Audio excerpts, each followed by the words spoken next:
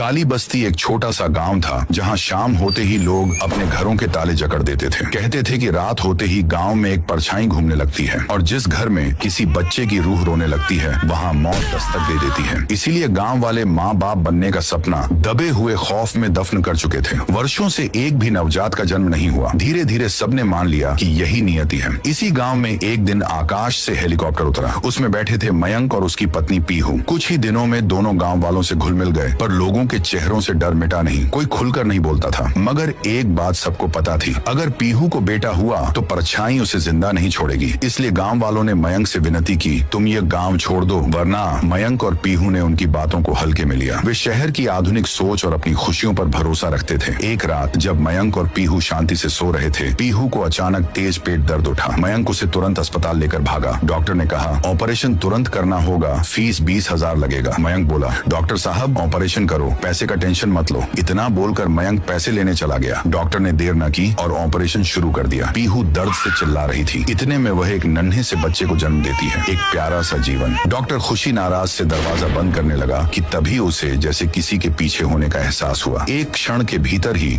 उसके शरीर में तलवार ने वार कर दिया। अस्पताल के कमरे में अफरा तफरी मची। परछाई सीधे पीहू के पास आई और बच्चे को उठाकर नुकीली तलवार से उसे चीर दिया। फर्श खून से लाल हो गया। मयंक जो पैसे लेकर लौट रहा था, अस्पताल पहुंचा। सामने डॉक्टर की लाश देखकर स्तब्ध रह गया। वह दौड़ता हुआ पीहू के पास गया। पीहू बेहोश थी, चारों ओर खून बिखरा था। मयंक ने पानी डालकर पीहू को जगाया। पीहू रोते हुए बोली, हमें गांव वालों की बातें मान लेनी चाहिए थी। मैं बेड पर अपने बच्चे के साथ सो रही थी। अचानक मेरा बच्चा हवा में उठ गया और एक नुकीली तलवार सीधे उसके सीने में घुस गई। अब मेरा बच्चा कभी नहीं लौटेगा। वह बिरजद होकर बह बह कर रोने लगी। मयंक हाहाकार के साथ गांव के बुजुर्ग बाबा हरिप्रसाद के पास गया और सच्चाई पूछी। बाबा, यह परछाई केवल लड़कों को ही क्यों मारती है? बाबा ने कफन में ओढ़ी पुरानी कहानी बताई। सालों पहले राजा हरिदेव और रानी सुमित्रा खुशहाल जीवन जीते थे। सब कुछ था। रानी सुमित्रा ने एक सुंदर लड़की को जन्म दिया तो राजा क्रोध से पागल हो उठा। उसने तलवार निकालकर उस बच्चे को तड़के में मार डाला। रानी ने श्राप दिया, मूर्ख इंसान, अपने ही खून को मार डाला। अब तुम्हारे खानदान पर यह तलवार सदियों तक बरसेगी और जो भी औरत लड़का पैदा करेगी उसकी रूह तलवार की भेंट चढ़ जाएगी। उस श्राप के बाद राजा का पूरा वंश एक एक करके